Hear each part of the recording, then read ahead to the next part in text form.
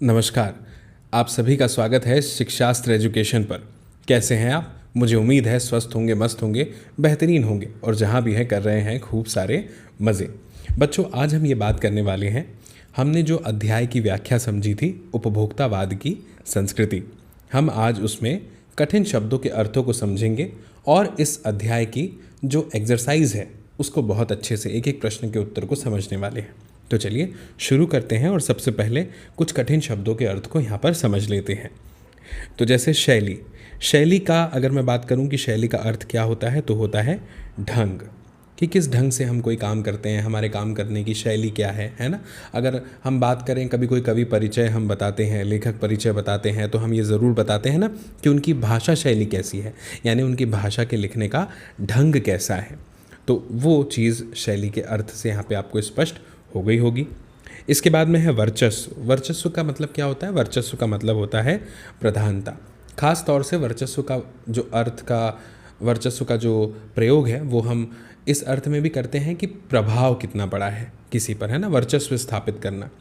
लेकिन यहाँ पे इस अध्याय में इसका जो मुख्य अर्थ है, मुख्य मायनों में जो प्रयोग किया गया है वो है प्रधानता के संबंध में, कि बाज़ार का वर्चस्व दिनों दिन बढ़ते जा रहा है विलासितापूर्ण वस्तुओं का। हमने देखा था, आपको पता होगा, आपने व्याख्या वाला वीडियो ज़रूर देखा होगा हमारा। इसके बाद में है विज्ञापित। विज्ञापित का मतलब होता है सूचित करना, यानी इन्फॉर्मेशन देना। अनंत का मतलब क्या होता है? अनंत, यानी जिसका कोई भी अंत नहीं है, उसे ही हम क्या कहेंगे? अनंत कहेंगे। सौंदर्य प्रसाधन। सौंदर्य प्रसाधन मतलब ऐसी सामग्री, ऐसी वस्तुएं, ऐसे संसाधन जिससे हमारे सौंदर्य में निखार आता हो, उन्हें हम सौंदर्य प्रसाधन कहते हैं। सुंदरता बढ़ाने वाली सामग्री, जैसे क्रीम, पाउडर या फिर लिपस्टिक कह लीजिए महिलाओं के लिए, है ना, या फिर और भी ऐसी तमाम चीज़ें जिससे हम अधिक सुंदर दिखते हैं, जितने हम हैं उससे ज़्यादा दिखाई देते हैं। तो वो तमाम सामग्रियाँ जो है सौंदर्य प्रसाधन कहलाती है। परिधान का सीधा सा अर्थ होता है वस्त्र, है ना, कैसा हमारा परिधान है, यानी कैसे हमारे वस्त्र हैं।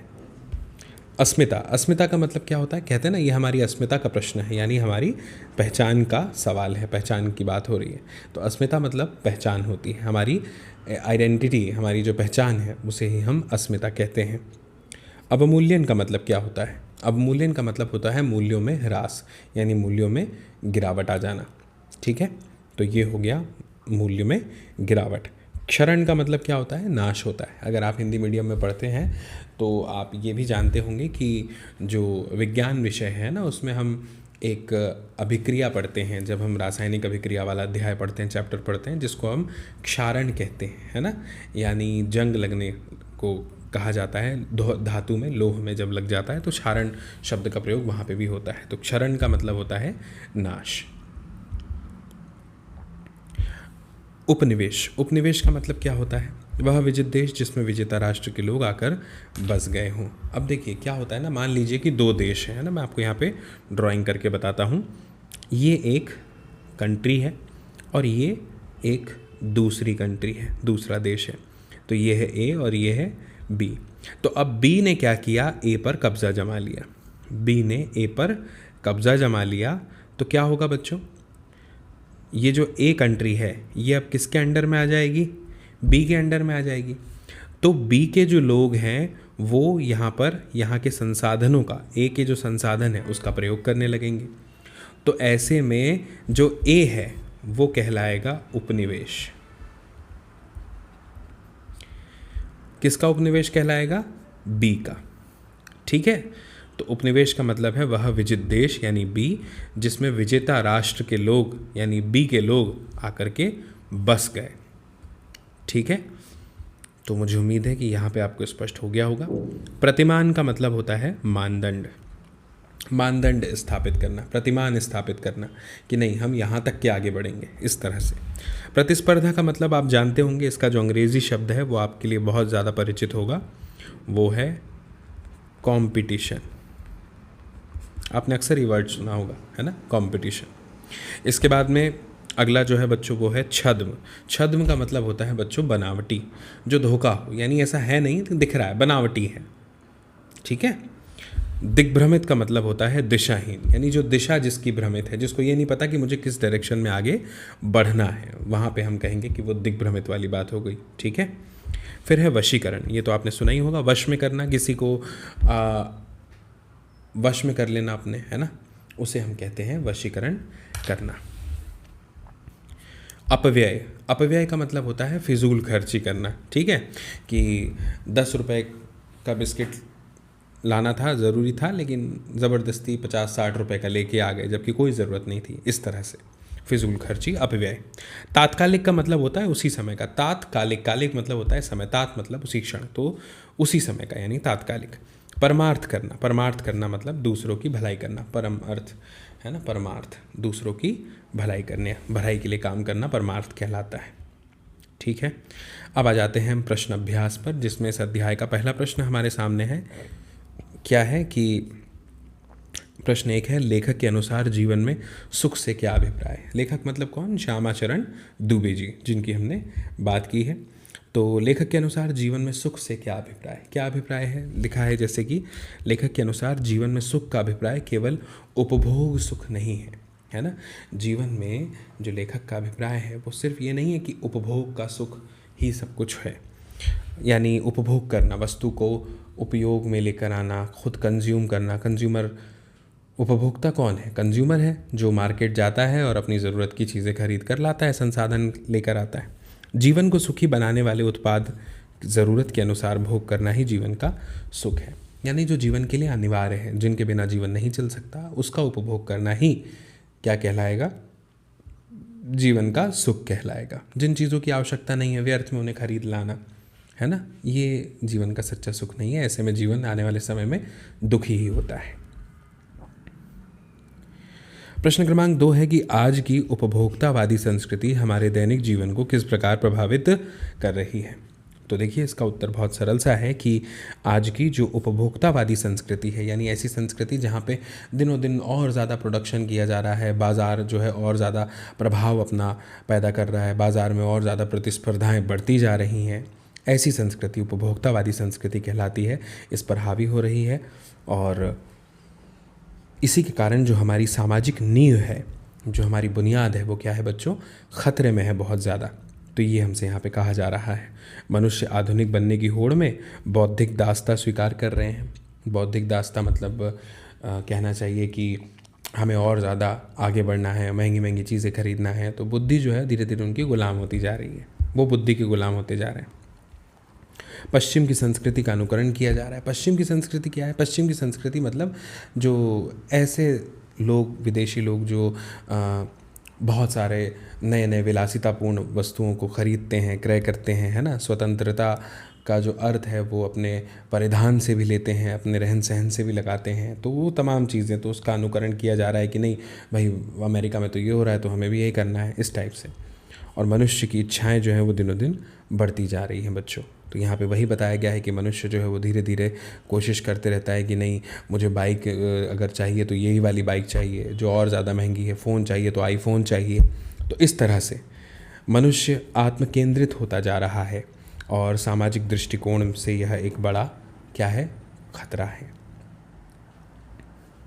अब समाज में बच्चों अगर हर व्यक्ति यही सोचेगा कि मुझे भी वो जो उसके पास है वही चीज़ खरीदनी है, तो ऐसे में तो फिर कंपटीशन दिनों दिन और ज़्यादा बढ़ता चला जाएगा और हम अपने खुद ही अपने से स्वयं का नुकसान करते चले जाएंगे, है ना। क्योंकि संसाधन जो होते हैं ना विद्यार्थियों, वो सीमित होते हैं और हमारी जो इच्छाएं हैं वो असीमित होती हैं। तो हमारी असीमित इच्छाओं को पूरे करने के लिए जो सीमित संसाधन है हमें उनका बेहतर प्रयोग करना चाहिए या वैकल्पिक प्रयोग करना चाहिए, ना कि बिल्कुल जितनी की ज़रूरत है आज ही ट्रैफिक पर खड़े खड़े गाड़ी बनने की पूरा पेट्रोल ख़त्म कर दिया, तो आने वाली जनरेशन को क्या मिलेगा, कुछ भी नहीं। तो हमारी ये नैतिक जिम्मेदारी है कि हम केवल उन्हीं संसाधनों को क्रय करें, खरीदें जिनकी हमें महती आवश्यकता है। इसके बाद प्रश्न क्रमांक 3 है कि लेखक ने उपभोक्ता संस्कृति को हमारे समाज के लिए चुनौती क्यों कहा है। अब देखिए, ये तो एक चैलेंज है ही, हमने जब व्याख्या समझी थी तभी समझ में आ गया था, लेकिन फिर भी अपनी जानकारी को, जो हमें पता है, अपने उत्तर को एक सटीक ढंग से कैसे लिखना है वो आपको यहाँ पे पता चल जाएगा। तो आप इस तरह से लिख सकते हैं कि गांधी जी सामाजिक मर्यादाओं और नैतिकता के पक्षधर थे। आप गांधी जी के बारे में ज़रूर पढ़े होंगे, आपको पता होगा कि गांधी जी जो हैं वो बहुत मानते थे इस बारे में कि नैतिकता का होना बहुत ज़रूरी है समाज में, लोगों में, है ना। सामाजिक मर्यादाएं भी होनी चाहिए। आपने शायद उनका एक किस्सा सुना होगा कि वो नदी किनारे एक बार एक लोटे से अपना मुंह धो रहे थे, तो वहाँ पे पंडित जवाहरलाल नेहरू जी का आगमन हुआ और उन्होंने कहा कि इतनी बड़ी नदी पड़ी है और तुम ये एक लोटे जल से ही क्यों अपना मुंह धो रहे हो, नदी में जाकर धो सकते हो। तो गांधी जी ने उन्हें जवाब दिया कि नदी जो है वो सिर्फ मेरे लिए नहीं है, सभी के लिए है, और अगर सभी लोग ऐसा सोचने लगे तो फिर तो बहुत जल्दी ये नदी का जल दूषित हो जाएगा, समाप्त हो जाएगा।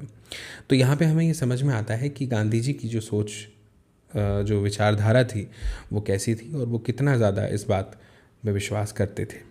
तो गांधी जी चाहते थे कि लोग सदाचारी हों, यानी उनका जो आचरण है वो सभ्य हो, अच्छे काम करें वो, है ना, संयमी हो। जिनके अंदर संयम नहीं है, विवेक नहीं है, वो लोग का तो विनाश निश्चित है।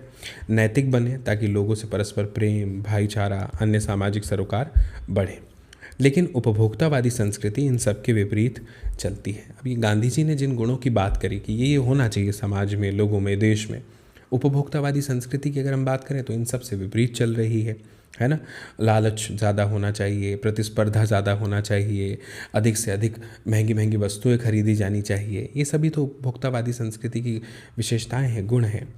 आगे लिखा हुआ है कि वह भोग को बढ़ावा देती है जिसके कारण नैतिकता, मर्यादा का ह्रास हो जाता है। अब भोग को बढ़ावा देने से नैतिकता का ह्रास कैसे हो रहा है, समझने वाली बात है। मर्यादा कैसे समाप्त हो रही है, बड़ी सिंपल सी बात है कि जैसे अभी पाश्चात्य सभ्यता की बात हुई थी, यहाँ पे पश्चिमी संस्कृति के अनुकरण की पिछले उत्तर में हमने देखा। तो अब पश्चिमी संस्कृति में लोग साड़ी नहीं पहनते, महिलाएं जो हैं घूंघट नहीं लेते, है ना, और भी बहुत सारी चीज़ें हैं जो वो नहीं करती। लेकिन अगर हम बात करें कि भारत, तो भारत में क्या है, अब भारत में अगर हम बात करेंगे कि जैसे हम जब किसी मीटिंग में जाते हैं तो कोट पैंट पहना जाना चाहिए, टाई बराबर लगानी चाहिए, इवन गर्मी के दिनों में भी। अब हमें ये समझने की आवश्यकता है कि जो पश्चिम वाला क्षेत्र है वहाँ पे जो वातावरण है वो बहुत ठंडा होता है ना, वहाँ पे धूप बहुत कम निकलती है ना, इतनी गर्मी नहीं पड़ती पैरेलली जितनी हमारे पास पड़ती है। हमारे भारत में जब गर्मी का मौसम होता है ख़ास तौर से, तब हमें देखने को मिलती है। अब भर गर्मी में हम काम करने के लिए जा रहे हैं और हम कोट पैंट शर्ट टाई वगैरह ये सब लगा के जाएंगे तो हमें गर्मी अधिक होगी, है ना।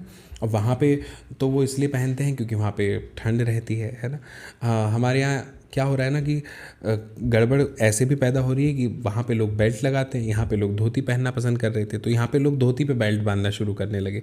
यानी एक हास्यास्पद व्यंग्य है, लेकिन फिर भी ये चोट करता है हमारी उस विचारधारा पे जो हम समझते हैं कि हम अगर हम इंग्लिश नहीं बोलते तो हम ऐसा महसूस करते हैं कि हम तो बहुत ही ज़्यादा अनपढ़ हैं, गँवार हैं, इंग्लिश तो आनी ही चाहिए। इंग्लिश आनी चाहिए, बहुत ज़रूरी भी है, लेकिन इसका ये अर्थ नहीं होता कि जो इंग्लिश नहीं बोल पा रहे हैं, जैसे हो सकता है वो हमारे माता पिता हों, हमारे दादा दादी हों, वो अनपढ़ हैं या उनमें ज़रा भी ज्ञान नहीं है, इसका ये अर्थ बिल्कुल भी नहीं है। इसके बाद में गांधी जी चाहते थे कि हम भारतीय अपनी बुनियाद पर कायम रहें। हमारी बुनियाद क्या है, अपनी संस्कृति को जानना, पहचानना, लेकिन हम अपनी संस्कृति को धीरे धीरे भूलते चले जा रहे हैं। आज उपभोक्तावादी संस्कृति के नाम पर हम अपनी सांस्कृतिक पहचान को भी धीरे धीरे मिटाते चले जा रहे हैं, है ना।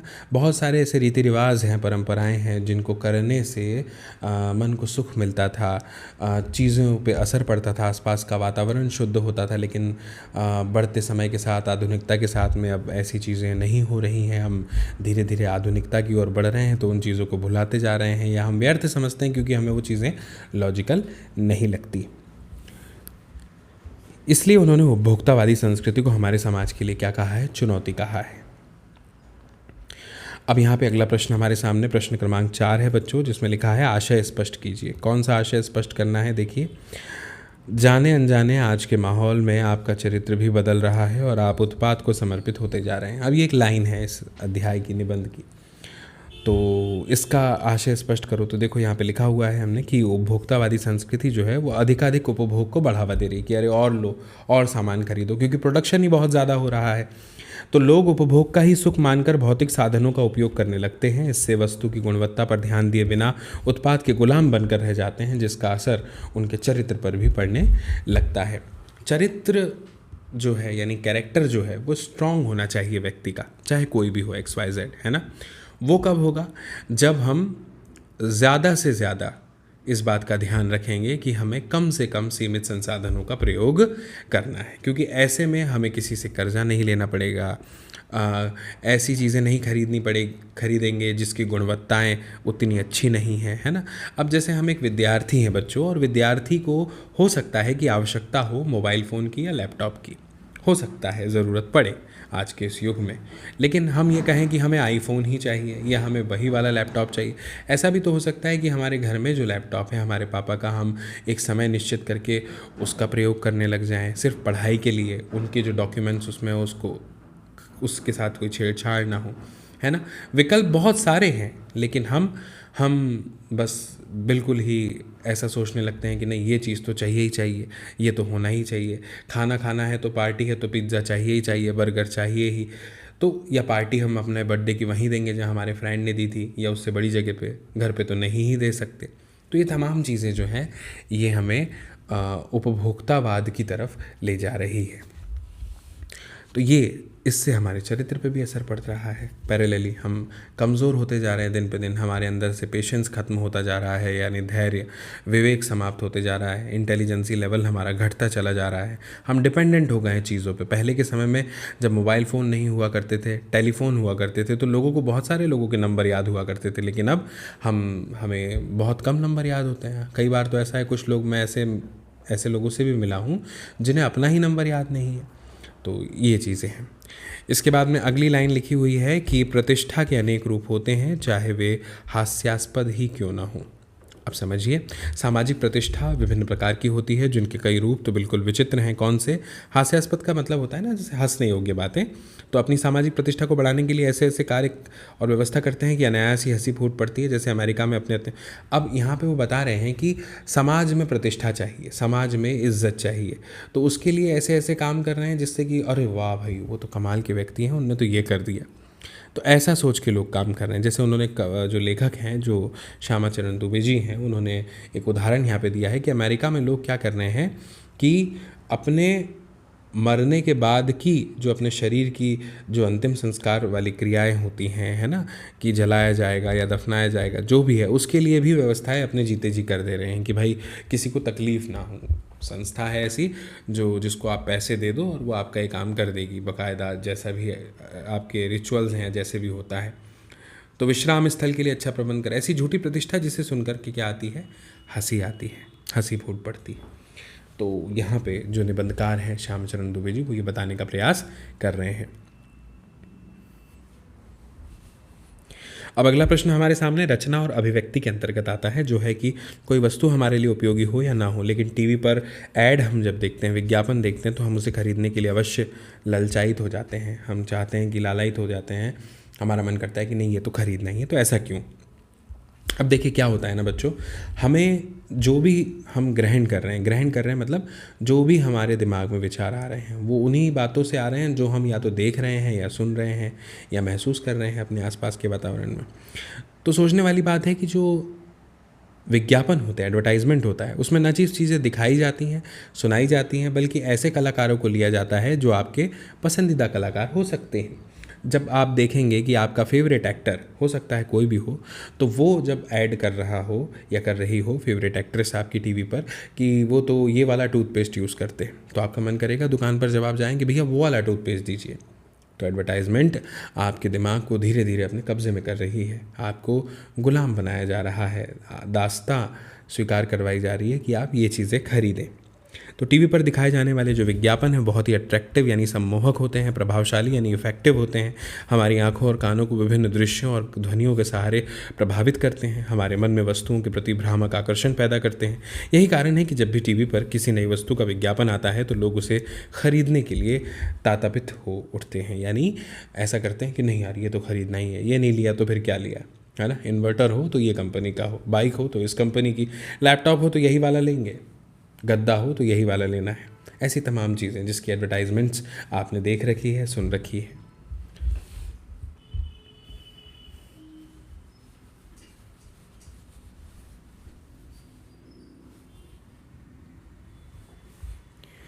अब प्रश्न क्रमांक 6 है कि आपके अनुसार वस्तुओं को खरीदने का आधार वस्तु की गुणवत्ता होनी चाहिए, उसका विज्ञापन तर्क देकर स्पष्ट कीजिए। तो देखिए मैं आपको बताता हूँ कि वस्तुओं को खरीदने का ना एक आधार होना चाहिए, एक बेस होना चाहिए। वो क्या है? क्वालिटी। विज्ञापन हमें गुणवत्ता वाली वस्तुओं का परिचय करा सकते हैं। अक्सर ऐसा देखा जाता है कि अच्छी किस्म की जो वस्तु है क्वालिटी की, उनका जो विज्ञापन होता है बहुत ही ज़्यादा साधारण होता है, क्योंकि वो जानते हैं क्वालिटी की बात है। तो हमेशा हमें क्वालिटी पर ही ध्यान देना चाहिए जो भी चीज़ हम खरीदते हैं। हमारे उपयोग के लिए, उपभोग के लिए। प्रश्न क्रमांक 7 है बच्चों की पाठ के आधार पर आज के उपभोक्तावादी युग में पनप रही दिखावे की संस्कृति पर विचार व्यक्त कीजिए। आप जानते हैं ना, हर तरफ दिखावा ज़्यादा है ना, तो उस पर अपने विचार कैसे व्यक्त करेंगे। देखिए, मैंने एक उत्तर लिखा है, मुझे उम्मीद है आप ज़रूर इससे प्रेरित होंगे और अपना एक उत्तर स्वयं लिखेंगे। आज दिखावे की संस्कृति पनप रही है, ये बात बिल्कुल सत्य है। इसलिए लोग उन्हीं चीज़ों को अपना रहे हैं जो दुनिया की नज़रों में अच्छी है, और सारे सौंदर्य प्रसाधन मनुष्य को सुंदर दिखाने का ही प्रयास करते हैं। पहले दिखावा औरतों में होता था, आजकल पुरुष भी इस दौड़ में आगे चल रहे हैं। नए नए परिधान, फैशनेबल वस्त्र दिखावे की संस्कृति को बढ़ावा दे रहे हैं। लोग समय देखने के लिए घड़ी नहीं खरीदते, बल्कि अपनी हैसियत दिखाने के लिए हज़ारों क्या लाखों रुपए की घड़ी पहनते हैं। जबकि आप जानते हैं कि अगर आप 200-300 रुपए की भी घड़ी खरीदेंगे तो वो उतने वही समय बताएगी जो कि लाखों रुपए की घड़ी बताती है, लेकिन दिखावा नहीं हो पाएगा। फिर लोगों को बताना भी तो है कि अरे बाप रे, इतनी बड़ी घड़ी, इतनी महंगी घड़ी खरीदी इनने, इस तरह से। आज हर चीज़ 5 सितारा संस्कृति की हो गई, यानी 5 स्टार। जो भी प्रोडक्ट है उस पर रेटिंग होती है। खाने के लिए 5 सितारा होटल यानी 5 स्टार होटल चाहिए। इलाज करना है तो 5 स्टार हॉस्पिटल है, 5 सितारा हॉस्पिटल है। पढ़ाई के लिए 5 स्टार सुविधाओं वाले स्कूल्स हैं। दिखावे का ही हर तरफ साम्राज्य है। यहाँ तक कि लोग मरने के बाद भी अपनी कब्र के लिए लाखों रुपए खर्च करने लगे हैं ताकि दुनिया में अपनी हैसियत के लिए पहचाने जा सके। ये दिखावा संस्कृति मनुष्य को मनुष्य से दूर कर रही है ना। फिर ऐसे में क्या होता है, कोई एक आदमी जो आपके स्तर का ना हो, जिसके पास आईफोन नहीं है, महंगी वाली गाड़ी नहीं है, वो फिर आपके पास आने से हिचकिचाने लगता है और आप भी उसके साथ रहने से हिचकिचाने लगते हैं, है ना। ठीक है, लोगों के सामाजिक संबंध घटने लगे हैं, लोग अपने अपने कामों में व्यस्त रहने लगे हैं। मन में शांति जन्म ले रही है, आक्रोश बढ़ रहा है, तनाव बढ़ रहा है, क्योंकि लोगों से मिलना जुलना कम हो गया, बातचीत कम हो गई, उतने दोस्त, उतने रिश्तेदार नहीं बचे। अब सब एक दूसरे से अलग रहना चाहते हैं। लक्ष्य से कोई भी भटक रहा है, यह अशुभ है, इसे रोका जाना चाहिए। अब प्रश्न क्रमांक 8 हमारे सामने ये है बच्चों कि आज की उपभोक्ता संस्कृति हमारे रीति रिवाजों और त्योहारों को किस प्रकार प्रभावित कर रही है। अपने अनुभव के आधार पर एक अनुच्छेद लिखिए। अब मैं चाहता हूँ कि ये काम आप स्वयं से करें, लेकिन फिर भी जो मैंने किया है मैं आपको बताना चाहता हूँ यहाँ पे कि आज की उपभोक्ता संस्कृति के प्रभाव से हमारे रीति रिवाज त्यौहार अछूते नहीं रहे बिल्कुल भी। हमारे रीति रिवाजों में, त्योहारों में भी उपभोक्तावाद का असर दिखाई देने लगा है। हमारे रीति रिवाज त्यौहार सामाजिक समरसता बढ़ाने वाले, वर्ग भेद मिटाने वाले, सभी को उल्लासित और आनंदित करने वाले पहले हुआ करते थे, लेकिन अब उपभोक्तावादी संस्कृति के प्रभाव में इनमें बदलाव आ गया है ना। जैसे दिवाली का ही त्यौहार ले लेंगे अगर हम, तो अब हमें पटाखे चाहिए तो महंगे महंगे पटाखे, वो वाला पटाखा लेना है ना। फिर ऐसे में हम सबके साथ मिल करके अपने पटाखे कैसे छोड़ सकते हैं भला, है ना। तो ऐसे अन्य भी और उदाहरण हैं। त्यौहार अपने मूल उद्देश्य से भटक गए हैं। रक्षाबंधन का जो पावन अवसर है, भाई बहन के द्वारा दिए गए उपहार का मूल्य आकलित करने वाला बन गया है कि महंगे से महंगा गिफ्ट दिया जाना चाहिए। इस तरह से चीज़ें काम कर रही हैं। दीपावली के त्यौहार पर मिट्टी के दिए प्रकाश फैलाने के अलावा समानता भी दर्शाते थे, लेकिन बिजली की लड़ियों और मिट्टी के दियों ने अमीर गरीब का अंतर स्पष्ट कर दिया है। यही हाल अन्य त्योहारों का भी है। देखिए कितना अच्छा उदाहरण है कि पहले मिट्टी के दिए जलाए जाते थे, घर बड़ा हो छोटा हो, अमीर का हो गरीब का हो, उससे समानता प्रकट होती थी कि सबके यहाँ यही दिए जल रहे हैं। लेकिन अब इलेक्ट्रिक वो जो सीरीज़ होती है बल्ब, वो सब जलाए जाने लगे हैं और कुछ के यहाँ दिए जलते हैं जो अफोर्ड नहीं कर सकते, तो असमानताएं नज़र आती हैं। तो ये चीज़ें हैं। प्रश्न क्रमांक 9 है कि धीरे धीरे सब कुछ बदल रहा है। तो इस वाक्य में बदल रहा है किया है, यह क्रिया कैसे हो रही है धीरे धीरे। अतः यहाँ धीरे धीरे जो है वो क्रिया विशेषण है। क्रिया विशेषण क्या होता है?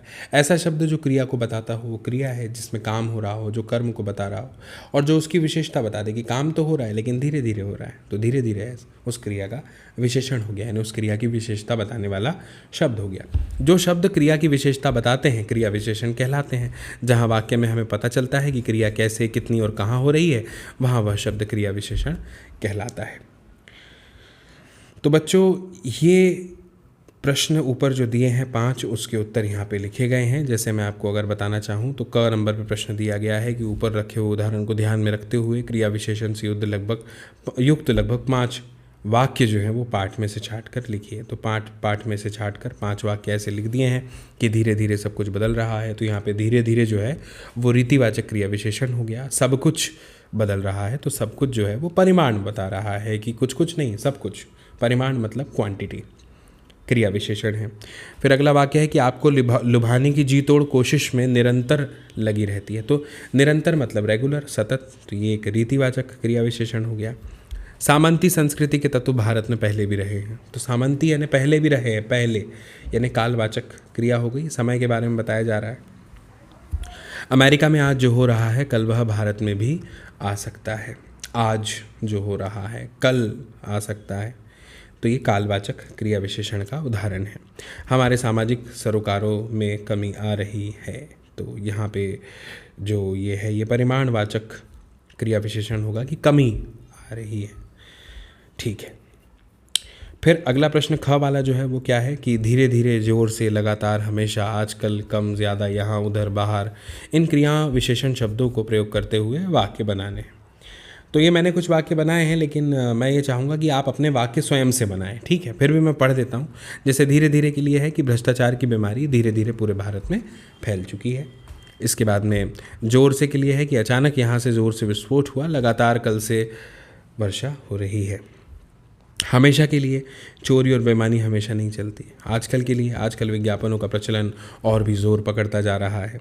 कम के लिए क्या प्रयोग करेंगे कि भारत में अनपढ़ों की संख्या कम होती जा रही है। ज़्यादा के लिए कि उत्तर प्रदेश में अपराधों की संख्या पंजाब से ज़्यादा है। यहाँ के लिए कल तुम यहाँ आकर बैठना। उधर के लिए मैंने जानबूझकर उधर नहीं देखा। बाहर के लिए तुम चुपचाप बाहर चले जाओ, इस तरह से। तो बच्चों मुझे उम्मीद है कि आपको ये जो अध्याय है ये बहुत अच्छे से समझ में आया होगा, इसका जो अभ्यास वाला हिस्सा है। और आपने ज़रूर अब तक शिक्षास्त्र एजुकेशन को सब्सक्राइब कर लिया होगा, नहीं किया है तो कर लीजिए। और अपने दोस्तों के साथ, मित्रों के साथ, साथियों के साथ इस वीडियो की लिंक को ज़रूर शेयर कीजिएगा, ताकि वो लोग भी देख पाएँ इस वीडियो को और समझ पाएँ इस जानकारी को। बाकी मेरी आपसे फिर बहुत जल्द मुलाकात होगी नए वीडियो में, नई जानकारी के साथ। और तब तक के लिए आप सभी को मेरा नमस्कार।